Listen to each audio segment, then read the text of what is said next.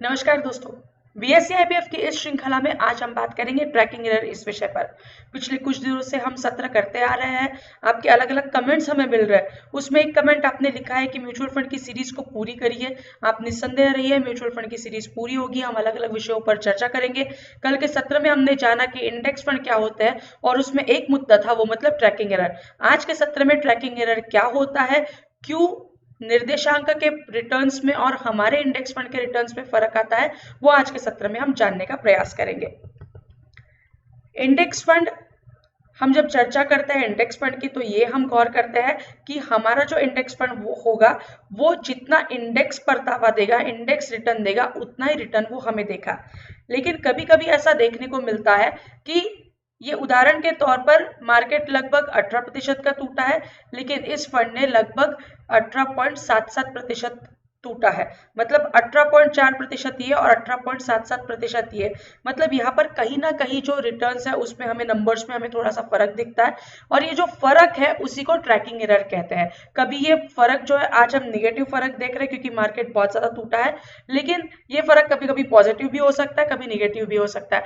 ये क्यों फर्क आता है, उसके कुछ 4 अहम मुद्दे हैं। वो 4 अहम मुद्दे मतलब, एक कि जब भी कभी एयूएम इंडेक्स फंड के तहत इकट्ठा होता है और फंड मैनेजर, ये पैसिव फंड है, फंड मैनेजर को बहुत ज्यादा अलग स्ट्रेटेजी लगानी नहीं पड़ती, लेकिन जो इंडेक्स का कैलकुलेशन होता है वो closing price to closing price calculation होता है। लेकिन fund manager closing to closing buying या सेलिंग नहीं करता, वो मार्केट के बीच में बाइंग या सेलिंग करता है, तो वो एक अहम मुद्दा। दूसरा कि पूरा एयूएम में से पूरा का पूरा आज ही बाइंग कर दिया, ऐसी परिस्थिति नहीं होती। कुछ ना कुछ कैश फंड मैनेजर को रखनी पड़ती कि कोई अपॉर्चुनिटी आती है तो उसको एनकैश करने के लिए।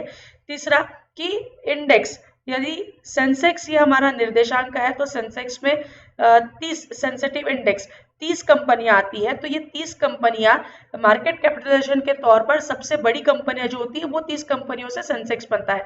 लेकिन कभी मार्केट ऊपर नीचे होने की वजह से ये 30 कंपनियों में कभी कभी बदलाव आते हैं, कुछ 29वीं 30वीं कंपनी कभी कभी बदलती है, तो वो बदली हुई कंपनियों में पोजीशन भी बदलनी पड़ती है फंड मैनेजर को, तो उसमें भी कुछ ना कुछ लेवा बेची करते वक्त कुछ ना कुछ फर्क आता है, वो एक तीसरा मुद्दा होता है।